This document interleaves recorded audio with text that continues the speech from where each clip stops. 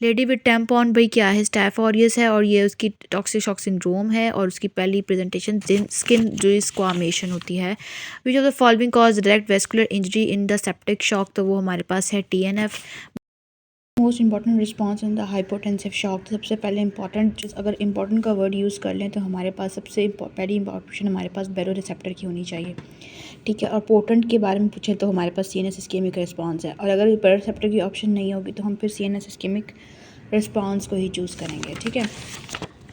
उसके बाद कह रहे हैं कि ये देखिए बैरो रिसेप्टर जो है वो शॉर्ट एक्टिंग होता है, ठीक है, रैपिड होता है, शॉर्ट एक्टिंग होता है। पोटेंट में CNS इस्केमिक है। मेंटेन कौन करता है, बैरो रिसेप्टर करता है। एज अ होल जो है वो रास इंपॉर्टेंट है। शॉर्ट एक्टिंग जो है वो बैरो रिसेप्टर है, लॉन्ग एक्टिंग रास है। Hypotonic solution is present in which part of the एक किडनी, तो किडनी में जो अर्ली DCT होता है उसमें हमारे पास हाइपोटोनिक फ्लूइड होता है, या हमारे पास थिक असेंडिंग में होता है, थिक लिम्ब में होता है, ठीक है। डिहाइड्रेशन कंसंट्रेटेड यूरिन किस में होता है, तो वो कलेक्टिंग डक्ट में होता है, ठीक है। और अगर पूछे कि डिहाइड्रेशन सबसे ज़्यादा अफेक्ट किसको करती है, तो सबसे ज़्यादा अफेक्ट जो है वो हमारे पास PCT को करती है, क्योंकि सबसे ज़्यादा एब्जॉर्प्शन ही वहीं पे होती है। Fourth and six are derivative, तो अगर फोर्थ का अगर सिर्फ आपसे सोनली फोर्थ का पूछे तो उसमें थायराइड है। अगर फोर्थ सिक्स का वर्ड यूज़ हो जाएगा इकट्ठे तो फिर आप रिकॉर्ड कार्टिलेज करेंगे, ठीक है। HB इन्फेक्टिविटी, तो क्या है वो हम पढ़ चुके हैं कि भाई E जो होती है वो इन्फेक्टिविटी को शो करता है। E पॉजिटिव जब भी होगी तो इन्फेक्टिविटी को शो करेगा। Sinusoid in the liver are lined by, sinusoid in the liver is lined by epithelium of the basal lamina और venous sinusoid simple squamous disconnected fenestration and epithelium, तो हमने पढ़ा था ये फेनेस्ट्रेशंस होती हैं, ठीक है, discontinued fenestration of endothelium. CSF is absorb by, तो वो एरिकनॉइड विलाय है। ओवेरियन एपिथेलियम हम पढ़ चुके हैं क्यूबॉइडल होती है। ट्यूनिका विजाइनालिस इज डिराइव्ड फ्रॉम, तो ट्यूनिका विजाइनालिस पाइटल पेरिटोनियम ही होती है, ठीक है, पाइटल पेरिटोनियम से डिराइव होती है। प्लाज्मा सेल डिराइव फ्रॉम, तो B सेल्स डिराइव होते हैं ये। Regarding the lymphocyte true is, तो lymphocytes are the cancer fighting cells, ठीक है। Regarding lymphocyte true is are made in bone marrow before birth, no भी ये तो टिल लाइफ जो है वो बोन मैरो में बनते रहते हैं एडल्ट तक, ठीक है। Monocyte when expose to become monocyte when expose to antigen, no monocytes when expose to, वो जब टिश्यू में जाएंगे तो मैक्रोफेज बन जाएंगे, और अगर ब्लड में होंगे तो मोनोसाइट रहेंगे, ठीक है। बेड इन बोन मैरो, ठीक है। तो लिम्फोसाइट ट्रूइज, तो ये बोन मैरो में भी बनते हैं, लेकिन मैचुरेशन इनकी कुछ की बोन मैरो में होती है और कुछ की थाइमस में होती है। टर्नर सिंड्रोम कैरेक्टरिस्टिक फीचर, तो वो उसकी स्टीक ओवरीज इसका कैरेक्टरिस्टिक फीचर है, स्टीक ओवरीज, ठीक है।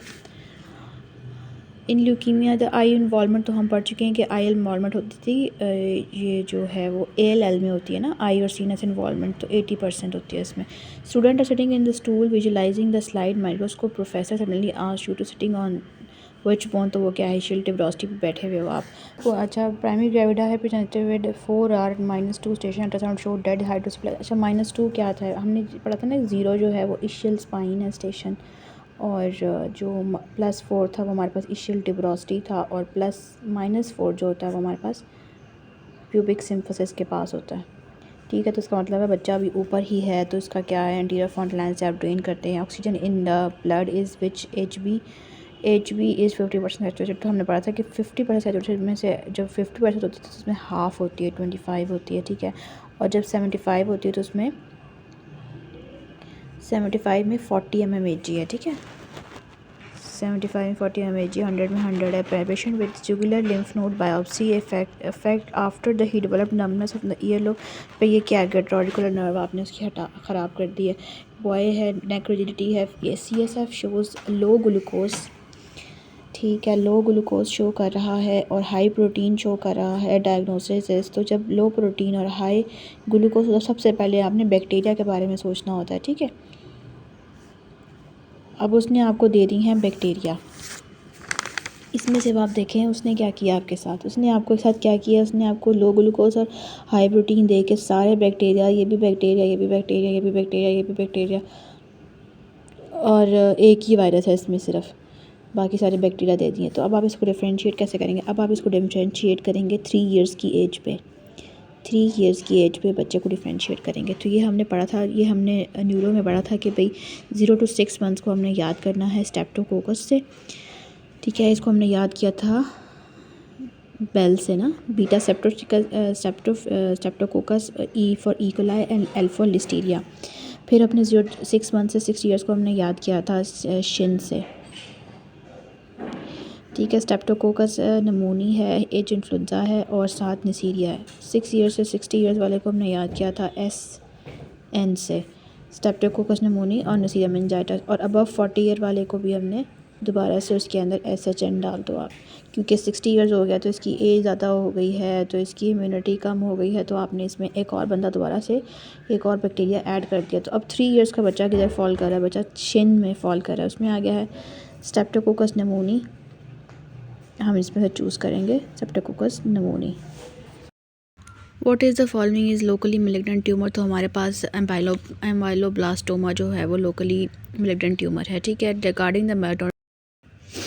Regarding melatonin true is regular pigmentation in early sleep derive from serotonin regulate stage. अच्छा, अगर तो ये मेलाटोनिन है ना, तो it is derive from tryptophan, और ट्रिप्टोफेन जाके सेरोटोनिन बनता है, और सेरोटोनिन फिर है जो मेलाटोनिन बनता है। ठीक है, तो ये आंसर ठीक है इफ़ मेलाटोनिन। अगर ये मेलानिन होता तो फिर आता pigmentation.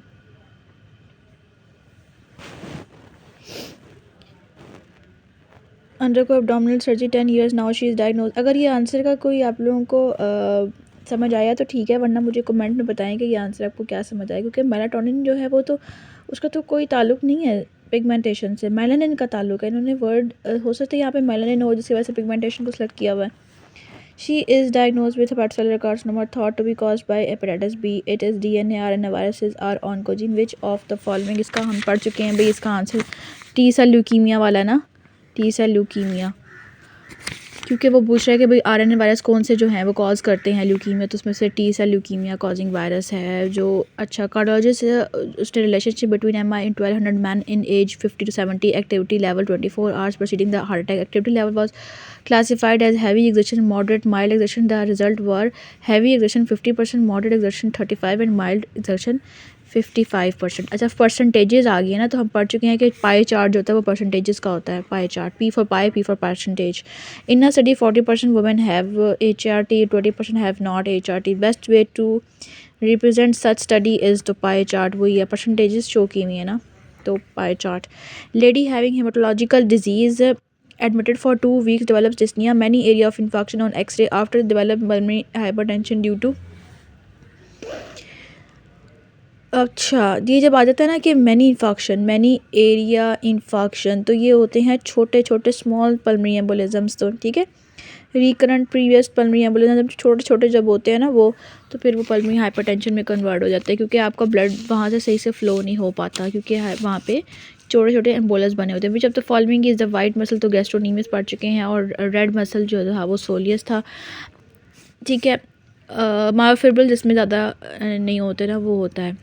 Patient with diagnosed with the case of pulmonary embolism, what is the main source of pulmonary emboli. तो वो भाई हमें पता है कि भाई डीप वेन होती हैं। ठीक है, डीप वेन होती हैं। अब डीप लेग वेन्स जो हैं उसने लिख दिया सिंपल, ये भी आंसर हो सकता है। ठीक है, डीप लेग वेन्स, तो उसमें से अगर जो स्पेसिफिक अगर आप पूछो तो उसने हमसे पूछा है कि एम्बोलाई किस में बनता है, तो एम्बोलाई हमारे पास फिमोरल वेन में बनता है। ठीक है, अब जैसे पोप्लीटियल वेन है उसमें एक DVT बन गया है, एक थ्रोम्बस बन गया है, तो ज़रूरी नहीं है वो डिसलॉज हो, लेकिन जो फिमोरल वेन में बन गया है ना उसने डिसलॉज होना ही होना है, क्योंकि उधर ब्लड का प्रेशर ज़्यादा है, बड़ी वेन है ना। As compare to CKD died patient autopsy found hyperplasia of which of the following. तो हाइपर पैराथायराइड, ये बहुत बार पढ़ चुके हैं भाई। कैल्शियम इसका लो है, फॉस्फेट इसका हाई है, PTH इसका हाई है, बॉडी रिस्पॉन्स ही नहीं दे रही भाई, किडनी नहीं है तो उसको रिस्पॉन्स कौन देगा, तो वो बेचारा अपना सिक्रीशन निकाल के हाइपरट्रॉफिड हो जाएगा। Lesser sac and greater sac are separated all over except one place of like from an inactivated toxin used as a toxoid of vaccine तो tetanus toxoid. A patient suffering from CA breast undergo total mastectomy develop oedema. ये क्या था, lymphatics था। ठीक है, lymphatic obstruction हो गई है। During puberty female develop secondary sexual character androgen peaks at which age, तो वो हमारे पास है 20 to 30 ईयर्स ऑफ एज में एंड्रोजन पीक पे जाते हैं। Lowest paternal brutality in which group, तो वो वही है 20 से 30। ट्रू हर्माफ्रोडाइट क्या होता है, मैंने कहा था कि XX होगा, XXY होगा या फिर XXXY होगा। ठीक है, presence of the absence of vomiting denoted by which, तो ये वॉमिटिंग कहाँ पढ़ चुके हैं। प्रेजेंस और एब्सेंस जो है वो नॉमिनल डाटा जो है वो करता है। ठीक है, वैरायटी और करेक्टराइज बाय नंबर्स को हम इसको करते हैं। जो ऑर्डिनल है वो उस पर नंबर्स आ जाते हैं और इसमें हमारे पास जो है वो कोई करेक्टरिस्टिक आ जाता है कि वॉमिटिंग है, absence. Most dangerous side effect of the oestrogen therapy, most dangerous उसने बोला है। डेंजरस का मतलब है कि बंदा एकदम से मर जाएगा, डेड। ठीक है, डेड है। थ्रोम्बो एम्बोलिज्म से एकदम से डिस्निया होगा, मर जाएगा ना। ठीक है, एंडोमेट्रियल कार्सिनोमा से मरेगा तो नहीं ना, अगर थेरेपी मिल भी जाएगी तो थोड़ा बहुत ज़िंदा रह जाएगा। और इसमें एक और बात है कि अगर बोले ना कि मतलब शॉर्ट टर्म में मतलब जल्दी मरने वाला, तो फिर वो ये है। और लॉन्ग टर्म पूछें तो लॉन्ग में एंडोमेट्रियल कार्सिनोमा है। A baby has a cardiac abnormality, she has machinery, तो क्या है मशीनरी, PDA मशीनरी है। At L1 level CT scan shows which structure, तो ये L1 जो है ना, ये बहुत इंपॉर्टेंट पॉइंट है। ये एक स्टेशन है, बहुत इंपॉर्टेंट। इस पे बहुत सारे स्ट्रक्चर्स हमारे कुछ शुरू होते हैं, कुछ ख़त्म होते हैं। ठीक है, अब जैसे कि पाइलोरस का नाम है तो पाइलोरस तो शुरू होता है वहाँ से। ठीक है, उसके बाद उसका फंडस भी गॉल ब्लैडर का वहाँ पे है, गॉल ब्लैडर का फंडस भी वहीं पे है। अब जब हमारे पास स्टमक ख़त्म हो रहा है तो वहाँ पे ड्यूडेनम का फर्स्ट पार्ट भी है। ठीक है, ड्यूडेनम का फर्स्ट पार्ट भी है तो वहाँ पे सुपर मेसेंटेरिक आर्टरी भी होगी। जहाँ पे ड्यूडेनम है वहाँ पे सुपर मेसेंटेरिक आर्टरी भी होती है और साथ 9 कोस्टल कार्टिलेज है और lower end of the spinal cord है। ठीक है, उसके बाद कह रहे हैं which part of the portal system का पार्ट है, वो जो है superior rectal vein. Accessory right hepatic artery originates from, तो असेसरी जो राइट हेपेटिक आर्टरी है वो सुपीरियर मेसेंटेरिक आर्टरी से ओरिजिनेट करती है। Drug of choice that act modes on COX two it, इसीलिए हम जो है सिलिकॉक्सिब अगर किसी के पास ना हो तो हम उसको मोलॉक्सिकैन देते हैं, क्योंकि मोलॉक्सिकैन ज़्यादा C2 पे एक्ट करती है as compare to COX-1। Which hormone causing the softening of the cervix, तो वो है हमारे पास प्रोस्टाग्लैंडिन जो हैज़ फीवर पेनफुल नी petechiae, which test help in evaluation, तो मैंने बताया है BT है हमारे पास, साथ PT है, बोन मैरो है, बायोप्सी और CT स्कैन है। तो पिटिकी का मतलब क्या होता है, petechiae is actually a small bleeding sites है ना, स्मॉल छोटी छोटी, तो उसके मतलब है कि ब्लीडिंग टाइम हमें ज़्यादा इन्फॉर्मेशन देगा इसके बारे में। ठीक है, उसके बाद आ रहे हैं aphasia is due to which lesion in which lobe, तो वो एफेजिया हम फ्रंटल लोब का कहते हैं। एफेजिया मतलब बोलने का मसला हो रहा है, तो कहाँ है। Insulin glucagon release from which there is increase in, तो CCK जब इंक्रीज़ होता है तो हमारे पास दोनों चीज़ें रिलीज़ होती हैं। ठीक है, और एक एसिटाइल कोलिन भी है, जब दोनों होते हैं तो दोनों रिलीज़ होते हैं।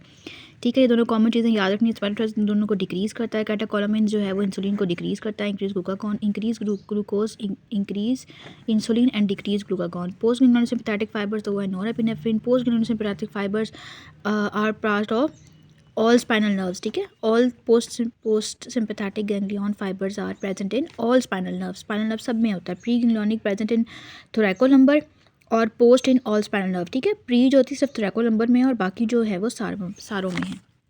Sympathetic cholinergic stimulation affect which of the, तो सिंपैथेटिक विजुअलाइजेशन करता है इन द स्केलेटल मसल्स।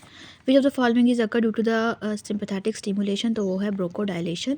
ठीक है, enzyme which is important for the female sexual characteristic which is not in male, तो वो है एरोमेटेज, जो कि एंड्रोजन्स को कन्वर्ट करता है इनटू ईस्ट्रोजन। ठीक है, ईस्ट्रोजन में कन्वर्ट करना, तो उसके लिए मेल में तो नहीं होगा ना, और मेल में रिडक्टेज होता है जो कन्वर्ट करता है DHT में, टेस्टोस्टेरोन को DHT में कन्वर्ट करता है। ठीक है, after finger cut immediate mediator will be, तो हिस्टामीन है। उसके बाद है 60 year, 5 poor dietary habit, sedentary lifestyle, fracture the femur of the neck, most जो लाइकली कॉज है पोस्ट मेनोपॉजल लो ईस्ट्रोजन। ठीक है, डेड स्पेस रिमेन अनचेंज्ड इन शैलो, डीप ब्रीदिंग जब आप करते हैं तो वो थोड़ा सा चेंज होता है, लेकिन शैलो ब्रीदिंग में आपने इतना इनहेल और एक्सहेल ही नहीं किया कि वो डेड स्पेस में जाए। ठीक है, सुपरफिशियली आप जो है वो इनहेल एक्सहेल करें, तो डीप शैलो ब्रीदिंग में वो इसको कोई फ़र्क नहीं पड़ता। ठीक है, और इंक्रीज़ और डिक्रीज़ की बहुत लंबी लाइन है ये। ठीक है, आपने इसको ऐसे याद करना है कि जब डिक्रीज़ डेड स्पेस का मतलब है कि जब आपने लंग को श्रिंक कर दिया है, श्रिंक कर दिया, डेड स्पेस कम हो गई है। ट्रेकियोस्टमी जब आप करते हैं तो आपने आधा पार्ट तो बाईपास कर दिया, पीछे ट्रेकियोस्टमी होगी। फिर जब आप सोते हैं तो डेड स्पेस कम हो जाती है क्योंकि आप लेटे होते हैं स्पाइन पोजीशन में, ठीक है। देखें ना, स्पाइन पोजीशन और स्लीप दोनों में आपकी डेड स्पेस डिक्रीज हो जाती है। हाइपर वेंटिलेट कर रहे हैं तो भी आपकी डेड स्पेस जो है वो कम हो जाती है। मैग्जलेक्टमी हो गई, आपका आधा पार्ट जो फेस का कट गया उसमें नेज़ल पार्ट भी कट गया तो मैग्जलेक्टमी हो गई। उसके बाद ब्रोंको कंस्ट्रिक्शन में भी आपकी डेड स्पेस कम हो गई। एक चीज़ याद कर लेंगे, दूसरे आपको ऑटोमेटिकली याद हो जाएंगे। जब ऑब्स्ट्रक्शन होती है तो लंग की जो लंग्स होते हैं बहुत बड़े हो जाते हैं, जिसकी वजह से ज़्यादातर एयर ट्रैपिंग होती है, जिसकी वजह से इंक्रीज डेड स्पेस होती है। ARDS में भी एयर इंक्रीज डेड स्पेस होती है। इंट्यूबेशन में आपने एक्स्ट्रा चीज़ एक मुंह के अंदर डाल दी है तो ETT में भी आपकी इंक्रीज डेड स्पेस होती है। Bronchitis, asthma, heart failure, embolism, neck extension. जब नेक एक्सटेंशन करते हैं तो आप नेक को बहुत पीछे की तरफ ले जाते हैं तो आप उसकी बढ़ा देते हैं। फ्लेक्शन जब करते हैं तो छोटी हो जाती है, ठीक है। स्टैंडिंग में जब आप खड़े होते हैं, हाइपोटेंशन में, ब्रोंकोडायलेशन में, इन सब में आपकी डेड स्पेस इंक्रीज हो जाती है, ठीक है। Regarding the sleep true is तो nightmares are in characteristic of REM, ठीक है। जो नॉन रैम होती है वो डीप स्लीप होती है और रैम जो होती है वो डीप स्लीप नहीं होती। Regarding the primary cartilage joint is तो प्राइमरी कार्टिलेज जॉइंट जो है वो हमारे पास कवर्ड इन मैंडिबुलर स्केलेटन, ठीक है। ये यही है। Fat of eyelid is in anterior to which तो लेवेटर एपोनेरोसिस होती है एंटीरियर वाली और posterior to orbital septum. 20 year pheochromocytoma है। Need pre operative BP the most suitable drug, तो हम इसमें अल्फा-1 और बीटा ब्लॉकर देते हैं क्योंकि अल्फा-1 का तो काम है और बीटा ब्लॉकर से देते हैं कि वो रिलैप्स ना करे, ठीक है। No difficulty but can not stand in from sitting position due to the weakness of gluteus maximus, ठीक है। उसके बाद कह रहे हैं साइड इफेक्ट ऑफ एस्पिरिन, तो एस्पिरिन का साइड इफेक्ट ये है कि मेटाबॉलिक एसिडोसिस होता है और फिर रेस्पिरेटरी अल्कलोसिस होता है। Which of the following is spore forming, तो कॉर्नियम बैक्टीरियम, कॉर्नियम टेटनाई, कॉलेस्ट्रीडियम टेटनाई, ठीक है। Develop chest pain for 3 hours not relieve by nitrate BP this, which of the following is the best investigation, तो आप उसका CKMB कराएंगे। 50-year-old patient develop chest pain for 3 hours, ठीक है। 3 hours है तो उसमें CKMB ही होगा ना, मायोग्लोबिन की तो ऑप्शन ही नहीं है। ट्रॉप आई जो है और ट्रॉप T जो है 4 hours में आते हैं ना, ट्रॉप्स 4 hours में आते हैं। सेंसिटिव जो है वो T वाला है और स्पेसिफिक I वाला है। What change will occur in the body after 1 litre blood, आपने पानी उसका निकाल दिया तो कोई भी नहीं होगी, उसकी RBCs वही रहेंगे। Which of the following is the last to appear, तो वो है RBCs। In the hydrocephalus which structure is most commonly block, तो भी है इक्विडक्ट जो है होती है block. So a patient having CNS symptoms have high insulin, high C peptide, low glucose, what is the cause, तो वो है इंसुलोमा, ठीक है। अब आपने इसमें फाइंड आउट कैसे किया कि ये इंसुलिन से ही निकल रहा है, क्योंकि ये जो हाई पेप्टाइड C है, इंसुलिन जब टूटता है तो उसमें से हाई पेप्टाइड C निकलता है जो कि कैरेक्टरिस्टिक है कि वो इंसुलिन का सोली मसला है। Prothrombin time is useful in those jaundice, हम प्रोथर्मिन टाइम हमें डिटेक्ट करके बताता है। Component of the informed consent, तो ये हमारे पास एक्सप्लेन करो सब कुछ हमें। पेशेंट विद टिंगलिंग सेंसेशन और हाइपर सेगमेंट वगैरह प्लास्टिक एनीमिया हो जाए और टिंगलिंग सेंसेशन हो तो विटामिन B12 डेफिशिएंसी है, ठीक है। Patient with neck rigidity meningitis हो गया तो हम इसमें से कहाँ से L4 L5 में से करते, तो अब L4 L5 की ऑप्शन नहीं है तो अबव द स्पाइनस L4 कर दोगे आप, ठीक है, बिलो द L4, ठीक है। उन्होंने कहा दिया है कि भाई हमारे पास या तो बिलो L5 से, जो बिलो L5 का कोई फ़ायदा नहीं है तो इसलिए हम पहले L4 के ऊपर चले जाएंगे या फिर L4 और L5 के दरमियान में, अबव L5, ठीक है, नॉट बिलो। और अगर L4 की बिलो की ऑप्शन हो तो अबव कर दो। मैक्सिमम 2 पॉइंट डिस्क्रिमिनेशन, अच्छा ये 2 पॉइंट डिस्क्रिमिनेशन में डिस्टेंस का वर्ड देखना है। अगर डिस्टेंस है तो स्कैपुलर है, अगर मिनिमम डिस्टेंस है तो लिप्स है, और अगर सिर्फ पूछा मैक्सिमम 2 पॉइंट डिस्क्रिमिनेशन, सिर्फ सिंपल डिस्क्रिमिनेशन होती कहाँ पे, तो डिस्क्रिमिनेशन लिप्स पे होती है मैक्सिमम, लेकिन डिस्टेंस पूछा तो scapular. In loss of proprioception from the mechanism क्या है, लेटरल इन्हिबिशन ये होता है कि भाई एक न्यूरॉन है और एक ये न्यूरॉन है, ठीक है। इस न्यूरॉन ने इस लेटरल इन्हिबिशन से लेटरली जो है वो दूसरी न्यूरॉन को इनहिबिट कर दिया है, ठीक है। तो ये है हमारे पास लेटरल इनहिबिशन। तो ये होता कैसे कि प्रोप्रियोसेप्शन यही है ना कि आपने एक पॉइंट से दूसरे पॉइंट को डिस्क्रिमिनेट कैसे करना है, वो यही कि आप दूसरी वाली को लेटर को नहीं बताओगे और ये वाली एक्साइटेड रहेगी और दूसरी वाली इनहिबिटेड रहेगी कि भाई इस तरह ये पता चलेगा कि ये पॉइंट्स हैं। Cavity present between the splanchnic aseptic layer of extra embryonic mesoderm, तो एक्स्ट्रा एम्ब्रियोनिक मेसोडर्म के दरमियान में जो लेयर होती है वो extra coelom meso embryonic coelom होती है। और एक्स्ट्रा एम्ब्रियोनिक मेसोडर्म कहाँ से बनती है? एपीब्लास्ट से। और एक्स्ट्रा एम्ब्रियोनिक सिलोम बनती है हाइपोब्लास्ट से। और एक्सो एम्ब्रियोनिक सिलोम जो है वो भी हाइपोब्लास्ट से बनती है। Motor supply of the mesoderm is nephric. Patient with undergoing ascitic tap T10 है। मेंटल फॉर्मन एड मेंटिबल नर्व जो है वो सेकंड लोअर है। End of the carbohydrate digestion है। Enzyme involve in cell remodelling, तो वो हमने मेटालोप्रोटीनेज पढ़ा था, इलास्टेज और कोलेजनेज पढ़ा था। पेशेंट प्रेजेंटेड 19 फीमेल 36 बेबी हाइड्रोप शोर peripheral blood smear shows.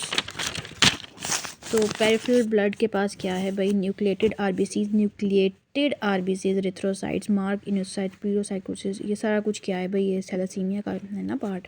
Local anaesthetic with injected nerve fibre, तो वो सोडियम चैनल्स को ब्लॉक करता है और सी फाइबर सबसे पहले इनहिबिट होते हैं। Regarding the glomerular capillary pressure, तो glomerular pressure decreases by 10% when the BP decreases by 10%, ठीक है, क्योंकि रीनल आर्टरी में सबसे ज़्यादा प्रेशर होता है। बैरोरेप्टर मेंटेन्स मैप, ठीक है। उसके बाद है patient unable to recognise the faces, क्या है वेज भी? फेस ब्लाइंडनेस है। फेस ब्लाइंडनेस का मैंने आपको बताया था टेम्पोरल रीजन होता है, ठीक है। अगर टेम्पोरल की ऑप्शन ना हो तो जिस पे टेम्पोरल जिसके साथ लगा होगा उसको आपने चूज़ करना है, ठीक है। अगर आप इसमें कंफ्यूज हो रहे हैं सोमैथेस्टिक एरिया, तो ये एस्ट्रोगनोसिस जो है उसमें होता है somesthetic area. Sir patient being naked at 27 temperature, जब टेम्परेचर शो कर देंगे तो हमारा पास है वो रेडिएशन, ठीक है। और अगर किसी सरफेस पे लेटा होगा तो कंडक्शन होगी, अगर ह्यूमिडिटी शो होगी तो कन्वेक्शन होगी। Artery block bye embolus ऑक्लूडिंग the half lumen which factor will increase 6 times, तो रेजिस्टेंस ही 6 टाइम्स बढ़ेगी ना। आप अगर आपको फार्मूलाज नहीं भी आते तो आप सिर्फ ये याद कर लेंगे, एक चीज़ को आपने रास्ते में बंद कर दिया, पीछे से ब्लड आ रहा है, तो वो क्या बढ़ रही है? रेजिस्टेंस ही बढ़ रही है ना, ठीक है। उसके बाद about the sinus arrhythmia true the statement is, तो ट्रू स्टेटमेंट ये है कि heart increases during the inspiration and decreases by expiration but it is normal. Rhythm normal होता है, रेट थोड़ा ज़्यादा होता है। End diastolic volume depends on, तो it depends on venous return, कितना वीनस रिटर्न आएगा उतना एंड डायस्टोलिक वॉल्यूम होगा, ठीक है। और एंड डायस्टोलिक वॉल्यूम जितना होगा उतना ही हमारे पास प्री लोड होगा। RDA device histology containing muscle fasciculus, ये क्या है? बस मसल फेसिकुलर पेरीमेसियम है, ठीक है, पेरीमेसियम मसल फेसिकुलस। उसके बाद कह रहे हैं कि patient presented with history of 10 days now continuous chest pain radiates to back and left parasternal rustling sound, क्या है? Pericarditis. Ionising radiation cause injury, तो फ्री रेडिकल जो होते हैं वो आयनाइजिंग एनर्जी करते हैं। पैरासाइट ईटिंग रॉ एनकाउंटर, तो टैप वॉर्म है। Blood is 37 massive transfusion to cause the left to right shift, के ताकि आपका HP जो है वो उसके बाद ऑक्सीजन की इन्फिनिटी कम हो जाए, जिसकी वजह से वो ऑक्सीजन ब्लड वालों को दे दे, ब्लड को वाले जिस पेशेंट को दे दे। Patient third degree burn which other electrolyte, how low voltage action potential, action potential की हाइट कम कब होती है? जब हाइपोनेट्रीमिया होता है, ठीक है। Human is intermediate host of हाइड्रेटेड सेस्ट, रोड साइड एक्सीडेंट है, स्पाइनल इंजरी है, some soft filling located in the center of the disc spinal cord is called nucleus pulposus. Nucleus pulposus is derived from the notochord है। ovarian CA, which of the following lymph nodes, ovarian ovary का CA है, ठीक है। तो ovary का CA हमारे पास para aortic में जाता था ना, पैरा आयोटिक में जाता है हमारे पास ओवेरियन का CA। उसके बाद कह रहे हैं when dilated in the portal hypertension, तो पोर्टल की जो डिस्ट्रीब्यूटरी है वही ट्राइब्यूटरी है वही डायलेट होगी ना, सुपीरियर रेक्टल। टर्नर सिंड्रोम क्या है भाई? X0 है। Female renal transplant most significant test done is, तो वो रीनल ट्रांसप्लांट में हम HLA टाइपिंग कराते हैं, ठीक है। उसके बाद कह रहे हैं कि स्वेयर बर्न है, swelling in the whole body, cause of swelling is hypoalbuminaemia, जब एल्ब्यूमिन निकलेगा तो फिर जब प्रोटीन निकलेगी तभी ज़्यादा स्वेलिंग होगी। उसके बाद कह रही है hypoxia causes the vasoconstriction instead of vasodilation, ये किस में होता है भाई? लंग्स में होता है, ठीक है। There is a epidemic in which the mortality of the pregnant women is high, what do you think that which disease could be the cause, तो हेपेटाइटिस E होता है ना, प्रेग्नेंट और hepatitis E। minimum absorption of drug from its sides from its desirable effect if it is used as a local action. What is the common cause of cervical dysplasia causing the तो वो HPV है हमारे पास, dysplasia HPV metaplasia multiparity. What is the characteristic feature of treponema pallidum. तो treponema palladium cause याज होते हैं कि भाई ओपन लीजन्स होती हैं, ओपन वूंड्स होते हैं, इस तरह की लीजन्स होती हैं। Increase the associated with increase PTH, ठीक है, इंक्रीज पीटीएच। वो 125 डाई कॉल्सिफेरॉल जो है वो जब विटामिन D3 एक्टिवेट होती है तो तब इसका ए होगा, ठीक है, वरना इसका इंक्रीज पीटीएच है। Hymen on the labia, hymen का हम पढ़ के थक चुके हैं भी। Medial group of horizontal superficial लिम्फाइनल लिम्फ नोड। थेराप्यूटिक इंडेक्स क्या है भाई, सेफ्टी को शो करता है। Therapeutic index shows the safety. अच्छा ये याद रखने कि भाई डोज जो है वो पोटेंसी को शो करती है, इंडेक्स सेफ्टी को शो करता है, और विंडो जो है वो रेंज ऑफ डोज है, थेराप्यूटिक इफेक्टिवनेस, एफिकेसी। ये तो ई से याद हो गया ना, इफेक्टिव विंडो है तो रेंज याद हो गया। पीछे रह गया इंडेक्स और सेफ्टी और डीपी, जिसको याद कर लो भी DPIS, ठीक है, उस तरह से याद कर लो। Adrenal medulla is derive from the adrenal medulla को हम कहते हैं न्यूरल क्रस्टल से, और जनरल कॉर्टेक्स होता है मीजोडर्म से। फिर तो एंटीकेसेड कॉन्ट्रा इंडिकेटेड रीनल इम्पेयरमेंट, जब रीनल ही ख़त्म हो गया तो आप साइक्लो सिक्सिस प्लास्टिक नेफ्रोटॉक्सिक है, ये ब्लैडर का करती है, ये सिस्टाइटिस करती है। साइक्लोफॉस्फामाइड सिस्टाइटिस करती है, और साइक्सिस प्लास्टिक नेफ्रोटॉक्सिक है। Child with active bleed lichen पर क्या देंगे उसको, विटामिन के देंगे। वैसे तो फॉलोइंग रेडियो सेंसिटिव तो ये हम पढ़ चुके हैं कि भाई लिम्फाइड, ये देखिए सारी ऑप्शंस दे दी है, लेकिन इसमें प्योरिटी पे आपने देखना है। मोस्ट पूछ लिया ना, तो हमने क्या पढ़ा था, लाड़काना, सुई गैस कंपनी, तो लिम्फोमा, उसके बाद सेमिनोमा, फिर ग्लायोमा, और फिर क्रेरियो फ्रेंजियोमा, ठीक है। देखिए सारी ऑप्शंस उन्होंने दे दी हैं आपको। उसमें से उन्होंने आपको कुछ बता दिया है कि भाई टेस्टिकुलर आएगा तो सेमिनोमा को करेगा, ओवेरियन आएगा तो डिसजर्मिनोमा को करेगा, और लंग का स्मॉल सेल कार्सिनोमा रिस्पॉन्सिव होता है, और उसके बाद मल्टीपल माइलोमा होता है, बोन का Ewing sarcoma, radiosensitive renal tumour में है विल्म्स ट्यूमर, मेटालोब्लास्टोमा ब्रेन वाला। इसका ये भी हमने पढ़ा था कि ये external granular layer of cerebellum में होता है। Least radioactive, platelets are least radioactive. Radiosensitive organ कौन सा, स्किन है। लीस्ट सेंसिटिव वेजाइना है। मोस्ट सेंसिटिव म्यूकोजा इंटेस्टाइन है। Radiation induced brain malignancy meningioma is the radiation induced brain malignancy. Overall radiation induced CA is leukemia. Most sensitive mucosa is intestinal mucosa. Regarding the lymphocyte, true is the lymphocytes are cancer fighting cells.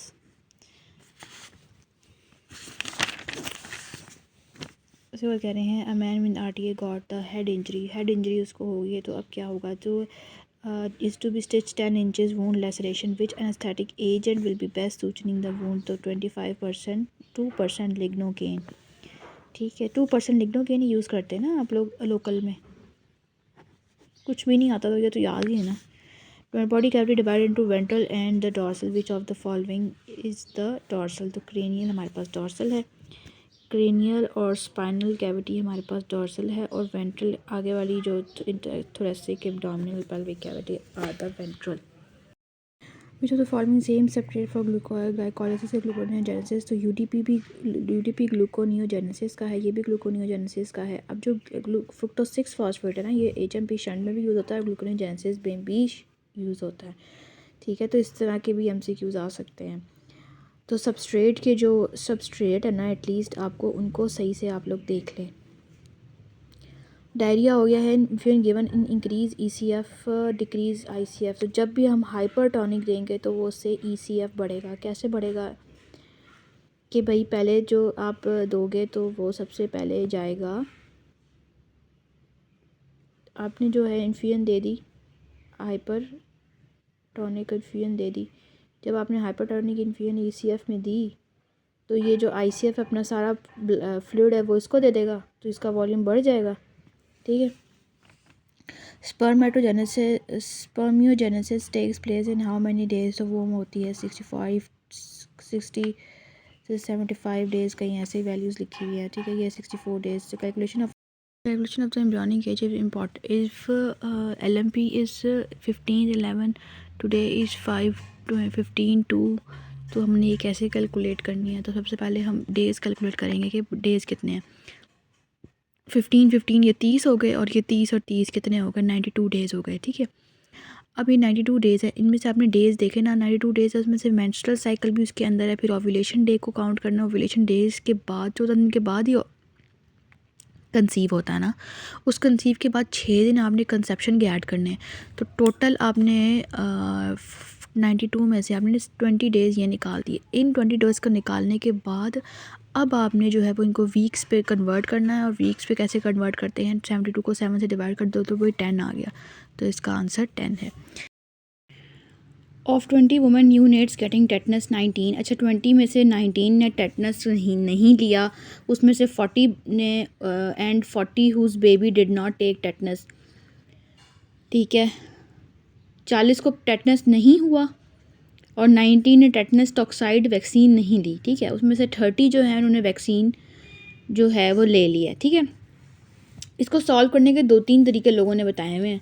ठीक है, एक तो ये कि आप इसको arrange कर लो, not taken toxoid 40 जिसको टेटनस नहीं लगा, एक जिसको टेटनस टॉक्साइड जिसने नहीं लिया, और एक जिसने टेटनस टॉक्साइड ले लिया है। ठीक है, तो इसको हमने डिफरेंशिएट ऐसे करना होता है, ABCD लिख के इनको क्रॉस करके इनको क्रॉस करके ना फिर उसके बाद डिवाइड कर देना होता है। ठीक है, उसके बाद ऐसे आता है ना आंसर। या एक तरीका ये है, दूसरा तरीका ये है कि आप जो है वो इन दोनों को प्लस कर दो, जिन्होंने टेटनस नहीं, मतलब केस और कंट्रोल वाले जिन्होंने टेटनस नहीं लगवाया हुआ, ठीक है, उन दोनों को प्लस कर दो। ठीक है, और जो फिर आ गया हमारे पास 59 में से आप माइनस कर दो 20 और 50 को, कितने आ गए 59 में से आपने 50 माइनस कर दिया तो कितने आ गए 9। ठीक है, 2 तरीके हैं। वॉज नॉट रीचेबल, तो ये बहुत बार पढ़ चुके हैं, तो ये एंड्रॉयड पेल्विस है, और अगर रीचेबल है तो वो हमारे पास कॉन्ट्रैक्टेड पेल्विस है। CRF है, एडीमा है, which of the following is not most specific mechanism operating. तो CRF क्या है भी, उसमें से सारी प्रोटीन बाहर निकल गई। उसके बाद सियाचिन में बंदा गया है और 12,000 फीट पे चला गया, हाई रेजिडेंट सी लेवल से इतने ऊपर चला गया, तो उसके बाद क्या हो गया, उसको राइट वेंट्रिकुलर हाइपरट्रॉफी हो गया। राइट हाइपरवेंट्रिकुलर कैसे हुई है, ठीक है, इसका तो जब हमने पढ़ा था ना कि जब बंदा ऊपर जाता है तो उसको पल्मोनरी एडीमा हो जाता है, तो पल्मोनरी एडीमा बहुत देर रहेगा तो पल्मोनरी हाइपरटेंशन में कन्वर्ट होगा, और pulmonary hypertension right ventricular hypertrophy में कन्वर्ट होगा। सही है। उसके बाद कह रहे हैं कि in the female labour medial episiotomy में क्या लेवेटर एनआई चला जाता है, लेवेटर एनआई का रिस्क होता है, लेवेटर एनआई का रिस्क होता है, और जाता क्या है बल्बोस्पॉन्जियोसिस। ठीक है, देखिए मीलवर स्ट्रक्चर बल्बोस्पॉन्जियोसिस और structure at risk at levator ani median में हमारे पास external adult patient rheumatoid arthritis ले रहा है। भाई ये हम बहुत बार पढ़ चुके हैं, रोमेटॉइड आर्थराइटिस जब आप लेते हैं 0.1, ये सारा कुछ क्या है, प्लास्टिक एनीमिया की तरफ जा रहा है ना, सारा कुछ कम है। अब रेटिक काउंट मैंने आपको कितना बताया था, रेटिक काउंट 0.5 से 2.5 होता है ना, तो ये 0.1 रेटिक काउंट भी कम है, सारा कुछ उसका कम हो गया है, प्लास्टिक एनीमिया हो गया उसको। ठीक है, अब उसने जो है वो आपको बता दिया कि आप सब कहेंगे कि भाई ये तो सारा कुछ हमारे पास ए प्लास्टिक एनीमिया है। ठीक है, लेकिन आपने लास्ट लाइन देखी है क्या लिखा है, बोन मैरो इज़ हाइपरसेलुलर। तो हमने कहा था कि मैगेलोब्लास्टिक एनीमिया में हाइपरसेलुलर बोन मैरो होती है। इसने अब आपको बताया नहीं हुआ कि RBCs का क्या साइज़ है, क्योंकि साइज़ होता है तो हमें पता चलता है कि मैगेलोब्लास्टिक एनीमिया है। ठीक है, तो जो रोमेटॉइड आर्थराइटिस के पेशेंट होते हैं ना, इनको हम मेथोट्रेक्सेट देते हैं। और मेथोट्रेक्सेट क्या है, मेथोट्रेक्सेट हमारे पास एंटी DNA है ना, DNA को ख़त्म कर देती है, तो वो मैगेलोब्लास्टिक एनीमिया कर देगी। फॉलेट नहीं देते इसमें, फॉलेट की डेफिशिएंसी हो जाती है ना, क्योंकि आपने उसके सारे सेल्स मार दिए। देखें अब उसने डिफरेंशिएट बताया हुआ है। हाँ, ए प्लास्टिक एनीमिया होता तो हाइपोसेलुलर बोन मैरो होती, CML होता तो अच्छा। अब आपको मैंने पीछे बता चुकी हूँ कि CML में जो है वो, और ये माइलोफाइब्रोसिस में प्लेटलेट ज़्यादा हो जाते हैं। CML में आपके पास या तो वाइट ब्लड सेल ज़्यादा होंगे या कोई भी सेल लाइन ज़्यादा होगी, क्योंकि कैंसर है ना, जो चीज़ कैंसर है तो वो तो ऑब्वियसली ज़्यादा ही होंगे। ठीक है, तो दोनों हमारे पास सारा कुछ ही लो सेल लाइन है। और मैगेलोब्लास्टिक एनीमिया में आपको बताया मेथोट्रेक्सेट जो है वो फॉलेट की डेफिशिएंसी करा देती है, मैगेलोब्लास्टिक एनीमिया होता है हाइपरसेलुलर बोन मैरो। और हमने एक और चीज़ यहाँ पे पढ़ी, एक पीछे हमने एक MCQ पढ़ा है जिसमें लिखा होता है कि मैगेलोब्लास्टिक एनीमिया जो विटामिन B12 वाला है वो हमारे पास पिगमेंटेशन भी कराता है। ठीक है, पिगमेंटेशन कैसे करता है, ग्लूटाथायोन के जो पाथवे उसमें वो हेल्प करता है। अगर वो नहीं होगा पाथवे तो मेलानिन ज़्यादा हो जाएगा, तो जिसकी वजह से हाइपर पिगमेंटेशन ज़्यादा हो जाएगी। ठीक है, उसके बाद कह रहे हैं patient pharmaceutical rate of different drugs at 147 measure of central tendency will, अच्छा अब इनमें से कौन सा आपने जो है वो इनमें से निकालना होता है। इसको आप ऐसे सॉल्व करते हैं कि आपने दो टाइप्स में डिवाइड करना होता है। डिफरेंट फार्मास्यूटिकल कंपनी है, उन्होंने दो कैटेगरीज में डिवाइड कर दिया। एक फैक्टर को डिवाइड, दोनों को आपस में प्लस कर देना है और दूसरे फैक्टर्स को आपस में प्लस कर देना है। उन दोनों का जो प्लस आएगा उनको आपस में आपने डिवाइड कर देना है। तो ये होता है हमारे पास वेटेड मीन। ठीक है। थिक लूप लेस मेजेंट्री क्या है भाई, जे नाम है। ये सारे पुराने एमसीक्यूज़ हैं इसलिए मैं फास्ट कर रही हूँ। ठीक है। सस्पेक्टेड टू हैव कोरियम सिंथेसिस बिग, हम क्या करेंगे, IL-6 करेंगे, अभी पढ़ चुके हैं। NK सेल, अच्छा ये दो एमसीक्यू, ये पिछले एमसीक्यू आया था, हमने कहा देखा अभी एक में लिखा होता है वायरस का है, एक में कैंसर का है। अब जब दोनों की ऑप्शन में आ गए ना वायरस और कैंसर, तो ऑब्वियसली हम बड़ी चीज़ चूज़ करेंगे ना, बड़ी चीज़ चूज़ करेंगे, क्योंकि वायरस को तो किल करने के लिए और भी लोग आ जाएंगे, लेकिन कैंसर के लिए तो स्पेसिफिक सेल होना चाहिए ना, जो कि NK सेल है। ठीक है। और ये भी है CD56, ये एमसीक्यू मैंने कहीं देखा नहीं है, लेकिन फिर भी आप याद रखें 56 जो है वो NK सेल का। वुमेन प्रेजेंट पर प्रोड्यूडिंग जॉ बाहर निकला है, सोलन हैंड्स हैं, feet headache is due to the adenoma of. Protruding jaw क्या होता है, जॉ बाहर निकल आना, ये एक्रोमेगैली में होता है ना। तो ग्रोथ हार्मोन ज़्यादा हो गया, adenoma of acidophilic cells, growth hormone और प्रोलैक्टिन होते हैं ना इसके। Presented with hypertension, increasing weight, feature of the Cushing, suggestive Cushing syndrome. अच्छा कुशिंग सिंड्रोम को कैसे डिफरेंशिएट करते हैं, एब्डोमिनल स्ट्राया से। ठीक है। और अगर उसका ऑप्शन ना हो तो प्रॉक्सिमल मायोपैथी प्रेफरेबल है। हेडेक है, tip of nose, redness, swelling, eye infection, ये क्या है, बिकवर्नस साइनस है। High level of protein content in which of these, तो प्रोटीन और फॉस्फोलिपिड कंटेंट ज़्यादा होता है हमारे पास होता है HDL में। विच of the following is RNA virus, तो ये मम्प्स जो होते हैं, एडिनोपॉक्स, हर्पीज, पार्वो, ये सारे DNA वायरस हैं। ठीक है। DNA वायरस कम होते हैं, RNA ज़्यादा होते हैं, इसलिए आप ना छोटे ज़्यादा जल्दी याद कर लो, एडिनोपॉक्स, हर्पीज़ और पार्वो। ठीक है। APHP कुछ याद, जो भी आपने नमोनिक बनाना है, लेकिन एडिनोपॉक्स, पार्वो और हर्पीज़। ठीक है।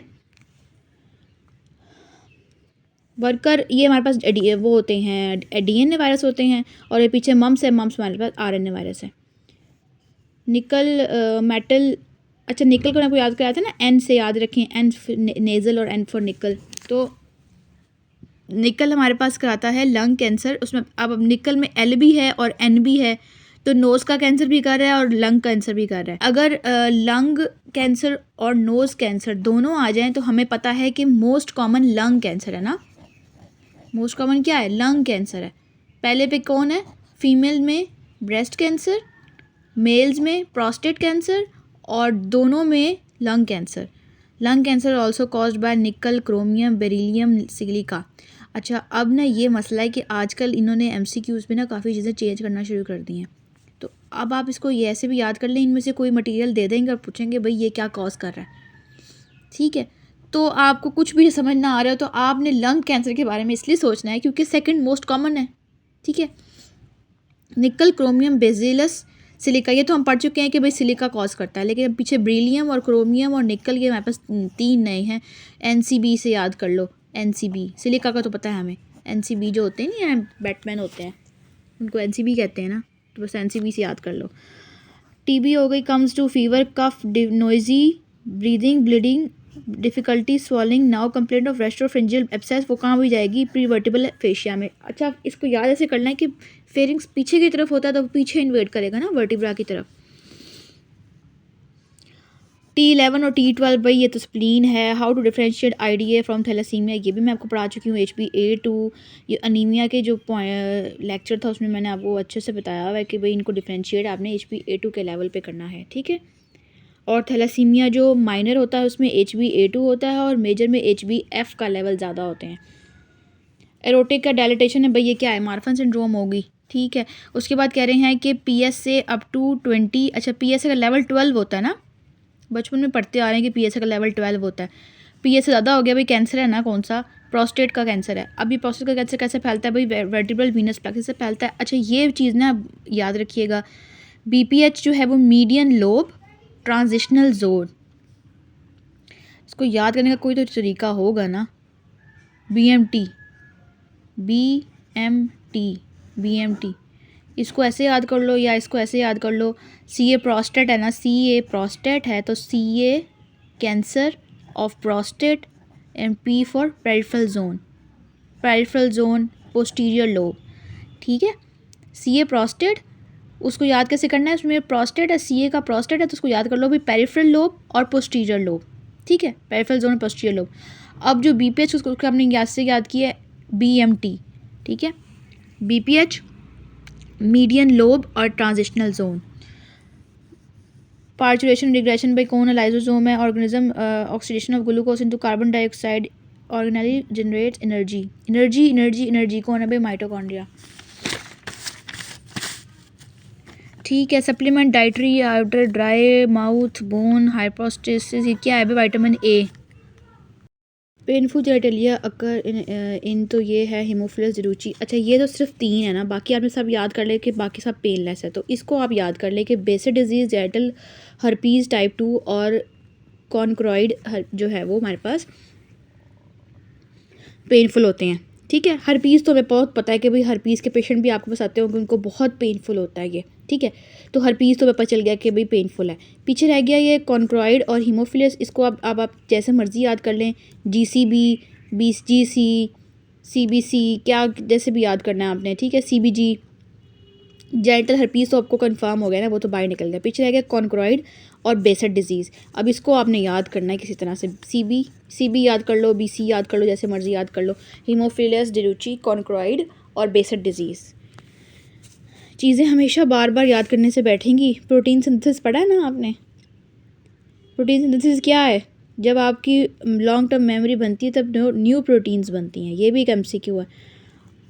पेशेंट, अच्छा, a man unable to hold a mug of coffee, an image draw of movement of shoulder and hand, draw on which part of the brain. उसने कहा है कि उसने मग उठाना था तो मग उठाया नहीं गया, एक इमेज बनता है हर चीज़ का। जैसे आपने कोई भी काम करना है बॉडी में, एक सेकंड्स का इमेज बनता है और फिर वो आप काम करते हैं, तो वो आपका कौन करता है, obviously pre motor. Primary motor तो काम करता है ना, तो जो काम करने से पहले वाला होगा वही इमेज बनाएगा। ठीक है, इसको ऐसे अंडरस्टैंड करके याद करते हैं ना, वो कभी भी नहीं भूलता। अंडरस्टैंड करके इमेज तो है, पहले वही चीज़ बनाएगी ना, उसके बाद मोटर जो है वो काम करेगा। तो प्री मोटर हमारे पास इमेज बनाता है और काम फिर मोटर करेगा बाकी।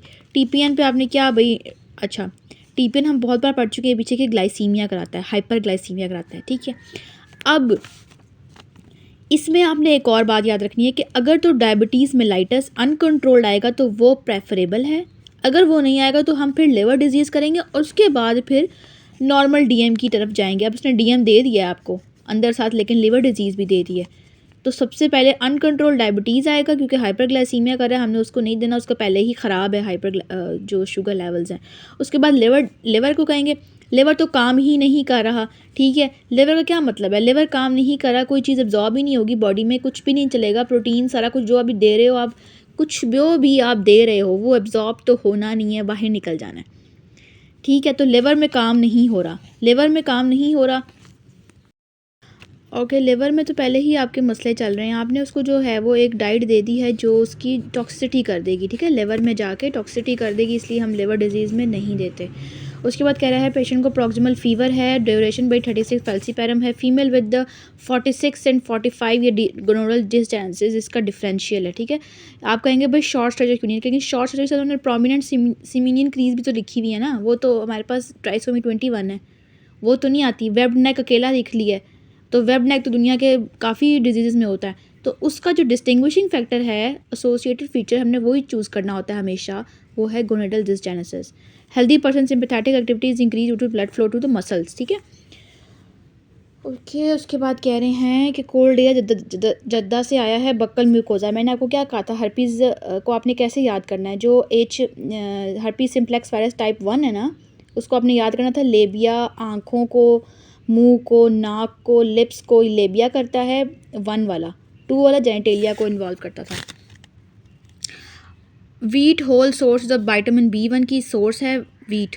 ठीक है, lymphoid organ absent lymphocytes, absent lymphocytes तो नहीं होना चाहिए था यहाँ पे, एब्सेंट उसके नोड्यूल्स होते हैं, नोड्यूल्स नहीं बने होते प्रॉपर, एग्रीगेट्स की फॉर्म में ये अरेंज हुआ होता है। तो ये एमसीक्यू थोड़ा इनकम्प्लीट है, तो उसका आंसर थाइमस है। Which bacteria has no cell wall mycoplasma, primitive streak is migrate to anterior abdominal wall cloaca. अच्छा, इसको याद करने का तरीका बताती हूँ आपको मैं, ठीक है। क्रेनियल और कॉर्डल ये भूल जाता है बंदा, मिक्सअप हो जाता है क्रेनियल के कॉर्डल। अच्छा याद रखो ना, क्लोइका है, क्लोइका से आपके दिमाग में एनस आता है ना, क्लोइका से आपके दिमाग में एनस आता है ना, तो आप सब समझ लो कि भाई क्रेनियल है तो एनस को पहले बनाएगा, अपने अपने फ्रेंड के लिए पहले हेल्प करेगा, फिर दूसरे के फ्रेंड को हेल्प करेगा ना, या अपने भाई की पहले हेल्प करेगा फिर दूसरे के भाई की हेल्प करेगा। तो इसका जो भाई है वो एनस है, ठीक है, क्योंकि ये क्लोइका आगे जाके एनस में कन्वर्ट होगा ना, तो क्लोइका ने एनस की हेल्प करनी है, इसलिए सबसे पहले क्रेनियली उसको हेल्प करेगा और बाद में वो ब्लैडर के पास जाएगा, ठीक है। आई होप इससे आपको याद रहेगा। क्रेनियली ये एनल ओपनिंग बनाता है, कॉर्डली ये एक्सट्रॉफी ऑफ ब्लैडर करता है। You got my point. अल्लाह करे आपको इस तरह याद रहे।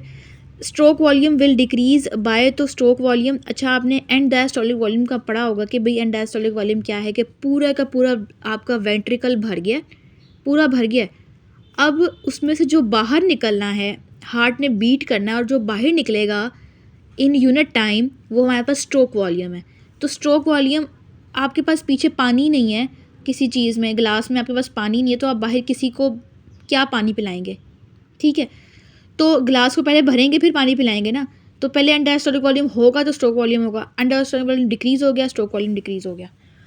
पेशेंट विद जॉन्डिस है, उसको बिलिरुबिन 10 है। अच्छा, इसको याद करने का तरीका ये है कि आपने CDR को बस आंखें बंद करके CDR को सोच लेना है। CDR ये है कॉन्जुगेटेड बिलिरुबिन, ये इसका टोटल बिलिरुबिन में से 10 में से उसका 9 उसका कॉन्जुगेटेड है और 1 उसका अनकॉन्जुगेटेड है, मतलब 1 नॉर्मल है।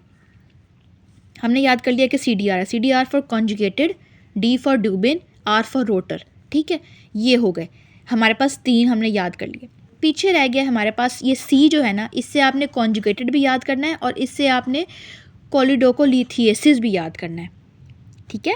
कोलिडोकोलिथिएसिस भी आपने इससे याद करना है। बाकी क्रिगलर नजार, फिजियोलॉजिकल जॉन्डिस, सिरोसिस, अच्छा सिरोसिस मिक्स्ड होती है ना, सिरोसिस और हेपेटाइटिस ये दोनों मिक्स्ड होते हैं। फिजियोलॉजिकल जॉन्डिस, पैथोलॉजिकल जॉन्डिस ये सारे अनकॉन्जुगेटेड होते हैं। कॉन्जुगेटेड का मतलब क्या है, लिवर से पहले वाले, और गॉल ब्लैडर के, जो गॉल ब्लैडर है लिवर के बाद आता है, तो गॉल ब्लैडर वाला जो भी स्टेसिस होगा वो लिवर के बाद आएगा और वो कॉन्जुगेटेड होगा, ठीक है। तो ये है कोलिडोकोलिथिएसिस, ये भी कॉन्जुगेटेड है। CDR याद रखना है आप लोगों ने। एसोफिजियल मास है, उसका उठा के आपने उसके साथ जोड़ दिया है, एनास्टेमोसिस कर दिया है, विच आर्टरी टू बी मोबिलाइज, तो ये है हमारा स्टमक। इसकी होती है left gastric artery, right gastric artery, फिर होती है लेफ़्ट गैस्ट्रो एपिप्लोइक और राइट गैस्ट्रो एपिप्लोइक, ठीक है। अब आपने क्या किया है, आपने इसका जो स्टमक है वो ऊपर वाला हिस्सा काट दिया, क्योंकि उसमें ट्यूमर था, वो आपने काट दिया, ठीक है। पीछे रह गई हमारे पास राइट गैस्ट्रो एपिप्लोइक। अब आप मुझे बोलेंगे भाई राइट गैस्ट्रिक क्यों नहीं लिखा यहाँ पे हमने, इसलिए नहीं लिखा क्योंकि अगर आपको याद हो तो जो कैंसर होता है ना, कैंसर, उसके ज़्यादा चांसेस होते हैं यहाँ पे पायलोरस के पास, ठीक है। तो इतना हिस्सा आपने काट दिया, पीछे रह गई राइट गैस्ट्रो एपिप्लोइक, उसको चिपका दिया आपने फ्रेंजियल के साथ, ठीक है। ये देखें,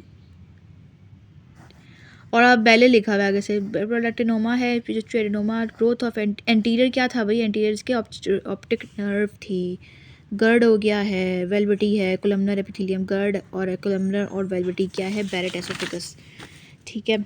उसके बाद कह रहे हैं कि 500 इस्कीमिक हार्ट डिजीज़ है और 500 को है और 500 को नहीं है, तो ये है कोहार्ट डिजीज़, ठीक है। इसमें उन्होंने बोला है कि भाई स्मोकिंग के बारे में उन्होंने ले लिया, जैसे डिज़ीज़ नॉन डिज़ीज़ के बारे में नहीं लिया, उन्होंने कह दिया कि smoking is a good habit और ये रिस्क फैक्टर है क्रोनिक हार्ट डिजीज़ का, तो उन्होंने एक फैक्टर को पकड़ के डिफ्रेंशिएट किया। जब फैक्टर को पकड़ के डिफ्रेंशिएट करेंगे तो वो हमारे पास है cohort study. In the 3rd degree UV prolapse ligament damage is, तो वो हमारे पास है यूट्रोसैक्रल, पहले 3 में यूट्रोसैक्रल होता है और 4th में हमारे पास सर्वाइकल होता है। Patient para 8 UV prolapse cervix at introitus ligament damage is, तो इंट्राइटस पे है तो 2nd डिग्री है, तो यूट्रोसैक्रल चला गया। उसके बाद कह रहे हैं कि patient with RT suspected gait problem stand on his left leg पे खड़ा हुआ है, राइट उसका सिंक हो जाएगा तो लेफ्ट हमारे पास ग्लूटियस मीडियस का मसला है। ठीक है, राइट वेंट्रिकल कब खुलता है? जब 8 mm एजी हो जाए। उसके बाद maintain corpus luteum exogenously which substance to be given, तो ह्यूमन कॉर्नियोनिक गोनाडोट्रोपिन हार्मोन ही तो कॉर्पस ल्यूटियम मेंटेन करता है और आगे से कॉर्पस ल्यूटियम जो है प्रेगनेंसी मेंटेन करता है। Patient presented with the sciatic nerve pain, sciatic की जो क्या होती है इसमें तो वैसे काफ़ी ज़्यादा होती है, L4 और बाकी S1 और बाकी भी होते हैं, लेकिन मेजर इसका पार्ट इसमें L4 L5 का होता है। 5 हायर डोजेज ऑफ क्या है paracetamol. In foetus the blood in carotid artery enter from aorta. ठीक है, ये तो वो है ना सर्कुलेशन है इसकी, आपको याद होना चाहिए कि कैरोटिड आर्टरी जो है वो जब उसका जो पंप होता है ब्लड, तो वो पहले जो अयोटा से ऊपर कैरोटिड आर्टरी में जाता है। Passive immunisation is achieve by immunoglobulin. The heart is made up of specialised cell, तो कार्डियक स्पेशलाइज्ड सेल होते हैं जो कंडक्शन सिस्टम बनाते हैं ना। Bioavailability of the amount that it reaches the blood circulation in active form, active form में ही आएगा ना। बायोअवेलेबिलिटी ये जो अवेलेबल है। Regarding the bioavailability amount of active during reaching the blood, fracture of the female leading to एसेक्युलोसिस क्या middle circumflex है। Renal compensation for the हाइपरकलीमिया, तो वही है हमारे पास भाई एसिडोसिस है ना, ये हम पढ़ चुके हैं। जब पोटाशियम बहुत ज़्यादा आ गया तो वो फिर बॉडी में और पोटाशियम नहीं आएगा, तो उसकी जगह वो पोटाशियम को बाहर निकालेगा और हाइड्रोजन को एब्जॉर्ब करेगा, तो एसिडोसिस हो जाएगा। ये रैंडम ब्लड काउंट है, इसका complication diagnose with DM first physician drug started in addition to dietary and lifestyle modification is, तो बिगोनाइट सबसे पहला होता है लाइन, मोटे लोगों में स्पेशली जिनमें इंसुलिन रेजिस्टेंस होती है। सर्कुलेशन ऑक्सीजन सैचुरेशन मोर इन, तो ऑक्सीजन सैचुरेशन मोर ऑब्वियसली हमारे पास पल्मोनरी वेन्स में होती है। ठीक है, ऑक्सीजन सैचुरेशन, ठीक है, pulmonary vein then pulmonary artery. उन्होंने आपको कंफ्यूज करने की कोशिश की है, वैसे तो पल्मोनरी का कोई रोल ही नहीं होता ना इसमें, अब कोई और ऑप्शन तो है नहीं, इसलिए आप इसी को चूज़ करेंगे। Pancreatic secretion do not produce which enzyme, trypsin, chymotrypsin, ये भी सब प्रोड्यूस करता है, एलास्टेज, कार्बोक्सी पेप्टाइडेज और अमाइनो पेप्टाइडेज। अच्छा, अमाइनो पेप्टाइडेज जो है वो पेनक्रियाटिक नहीं करता। ये पूरी लाइन जो है ना, ये BRS की उठाई हुई इन्होंने, उसके अंदर पूरी लाइन में उसने एंजाइम्स लिखे हुए सारे पेनक्रियाटिक के। secreted with pancreatitis epigastrium examination of pancreas shows cells of not normally present in the pancreas, तो भाई क्या है, अल्फ़ा भी होते हैं, बीटा भी होते हैं, डेल्टा भी होते हैं, और पेनक्रियाटिक जो सिक्रीशंस हैं वो हमारे पास सीरस होती हैं, इसलिए तो म्यूकस सेल्स इसके नहीं हैं। ठीक है, पेरोटिड भी सीरस होता है, ठीक है, पेनक्रियाटिक भी सीरस होता है और लैक्रिमल भी सीरस होता है। Hepatitis D virology which of the following hepatitis would require to be because of its on, उसको हेपेटाइटिस डी को बी चाहिए होता है उसके लिए। Hepatitis B, hepatitis transmission from blood transfusion hepatitis B है। ओवरऑल साइटोमेगालोवायरस मैंने आपको क्या याद करवाया था, CBC, ब्लड से याद कर लो, CBC करते हैं ना ब्लड टेस्ट, तो याद कर लो CBC, cytomegalovirus greater than hepatitis B और C हो गया। ठीक है, उसके बाद हम कहते हैं कि भाई पॉइंट नंबर है हमारा myxoid degeneration is mostly associated with, तो मिक्सॉइड डीजनरेशन में हमारे पास माइट्रल वाल्व प्रोलैप्स होता है। ठीक है, इसमें फ्लोपी सेल माइट्रल हो जाता है वाल्व ना वो खुलता है ना वो बंद होता है। Uterine smooth muscles are supplied by adrenergic receptor, तो हार्ट याद है ना B1, तो B2 इसका है। ठीक है, what is necrosis seen in momentum, तो मोमेंटम में फैट नेक्रोसिस होती है। शिप बिल्डर है भाई, क्या है शिप बिल्डर, एस्बेस्टस। ठीक है, bronchogenic carcinoma is greater than mesothelioma. Necrosis in the heart is coagulative. 5 kg बच्चा है, उसके अंदर ब्लड कितना होगा, तो 5 को याद कर लो भाई, 80 से 80 जो बच्चों में होता है, तो 80 को मल्टीप्लाई करो 5 से, तो 400 समथिंग होना चाहिए, तो 420 ml। ठीक है, अच्छा, in lung formation granular stage what will happen, तो इसको आपने याद करना है कि 0, 7, 17, 7, 17, 27 और 36। 0 से 7 एम्ब्रॉनिक स्टेज होती है जिसमें आपका राइट एंड लेफ्ट ब्रोंकस बनता है। 7 से 17 में आपको सूडो ग्रैनुलर होता है, उसमें आपके टर्मिनल ब्रोंक्यूल्स बन जाते हैं। 17 से 27 में अब आपके पास कैनालिकुलर है, C for canalicular, C for capillaries. ठीक है, वास्कुलोजेनेसिस। उसके बाद 27 से 36 में आपके एल्वलॉय बन जाते हैं, तो 36, इसीलिए 36 जो है वो मिनिमम एज है फॉर द मतलब टर्म के लिए मिनिमम एज है क्योंकि इस पर लंग्स पूरे बन जाते हैं। और 36 वीक से लेकर 2 ईयर्स की एज में फिर एल्वोलार सेप्टा बनते हैं और फिर वो मल्टीप्लाई करते हैं, तो ये 22 ईयर्स पे जाके कंप्लीट होता है।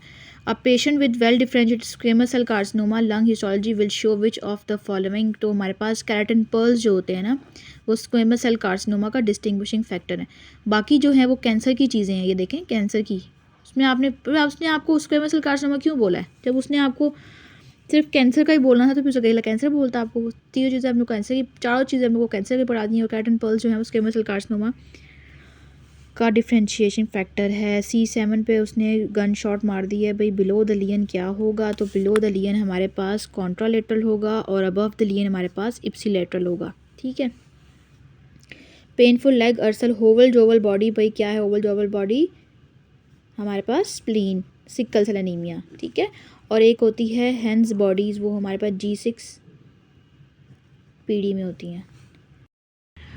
अच्छा, pre malignant condition intra epithelial lesion is, तो हमारे पास है पेजेट डिजीज़, ठीक है। पेजेट डिजीज़ के बारे में तो आप लोगों को पता ही होगा। ये पेजेट प्री मेलिग्नेंट का मतलब है कि जो मेलिग्नेंसी में कन्वर्ट हो जाती है, ठीक है। वॉट भी नहीं कन्वर्ट होते, कॉन्डाइलोमा भी नहीं होता, कैंडिडियासिस भी नहीं होता, ठीक है। तो पेजेट डिजीज़ में क्या होता है कि आपके जो ऑस्टियोब्लास्ट है ना, ऑस्टियोब्लास्ट और ऑस्टियोक्लास्ट दोनों ही पागल हो जाते हैं। दोनों एक बनाता है एक तोड़ता है, एक बनाता है एक तोड़ता है, remodelling that leads to bone cancer, ठीक है। उसके बाद कह रहे हैं कि complication mechanical intubation, respiratory insufficiency, zero respiratory effort, increase opacity, X ray after pre mature birth, what will be the found in the baby lungs, तो decrease lamellar body in the type 2, ठीक है। एक प्रेग्नेंट फीमेल है, उसकी complications हो गई हैं, zero effort है उसकी, और सडनली उसके बाद एक्सरे पे प्री मेच्योर बर्थ है बच्चा, what will be found in baby lungs, तो बच्चे के लंग्स में क्या होगा भाई 28 वीक्स में। अभी मैंने आपको क्या बताया है यहाँ पे, 28 वीक्स का क्या मतलब है कि उसके सिर्फ अभी कैपलरीज बन गई हैं, ठीक है। 28 वीक्स का क्या कैपलरीज बन गई हैं, अभी उसके एल्वोलाई नहीं बने, उसके एल्वोलाई अभी बने ही नहीं, ठीक है। जब एल्वोलाई नहीं बने और उसके अंदर तो सरफेक्टेंट तो बड़ी दूर की बात है ना। टाइप 2 निमोसाइट्स क्या बनाते हैं? Surfactant, no surfactant. A patient suffering from haemorrhoids inferior rectal vein drains into which of these, तो inferior rectal vein drain into internal pudendal vein, ठीक है। जो जहाँ से वेन निकलेगी वो उसी में ड्रेन होगी ना। Inferior rectal vein inferior pudendal से ही निकलती है ना। इंफीरियर रेक्टल, मिडल रेक्टल निकलती थी हमारे पास, इलियक से निकलती थी मिडल वाली, और सुपीरियर वाली निकलती थी इंफीरियर मेजेंटेरिक से। म्यूरल थ्रोम्बोसिस हार्ट में होता है ना, पूरे का पूरा हार्ट की ट्रांसम्यूरल MI क्या है भाई, पूरे का पूरे हार्ट से थ्रू चला गया वो, मसल्स इन्वॉल्व, सब involve. ST elevation, fallopian tube ligation, ligature slip हो गया है भाई, क्या हो गया भाई, यूट्राइन आर्टरी आपने उसकी ख़राब कर दी है, स्टेक्टमी कर दी है। ये कौन सी पेन है? ये बहुत बार MCQ आता है, ये तो यूरेटर है भाई ये तो हमारा। सर्जन ने परफॉर्म किया anterior aspect of the pituitary gland accidentally, what will happen, तो एंटीरियर पिट्यूटरी ग्लैंड उसने उसका रिमूव कर दिया है, एब्सेंस ऑफ मेंसेस। सबसे पहले GnRH इफेक्ट होता है, सबसे पहले GnRH इफेक्ट होता है, ठीक है। क्योंकि एक और इसका पॉइंट है कि ये शॉर्ट लिव्ड है, 2 मिनट्स है ना इसकी हाफ लाइफ, 2 मिनट का होता है बेचारा। Which of the following is the best parameter of estimation of the foetal assessment, तो ये है हमारे पास, इसको ऐसे याद करना है कि फर्स्ट ट्राइमेस्टर में हमारे पास 8 वीक्स में CRL होती है, सेकंड ट्राइमेस्टर में हमारे पास BPD होती है।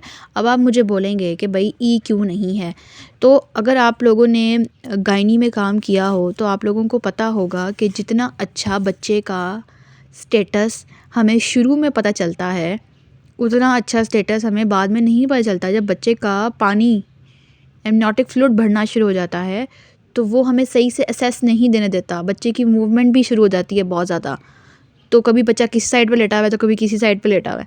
तो जो शुरू के ट्राइमेस्टर्स होते हैं उनमें सबसे अच्छी असेसमेंट होती है, इस वजह से क्योंकि बच्चे का साइज़ भी छोटा होता है, उसकी मूवमेंट भी इतनी ज़्यादा नहीं होती। Accurate investigation of antepartum well being low with lowest false positive, तो बायोफिजियोलॉजिकल प्रोफाइल करेंगे ना भैया, फॉल्स पॉजिटिव है, पता नहीं चल रहा है कि सच है कि झूठ है, तो आप उसकी बीटा ACT करेंगे ब्लड्स की।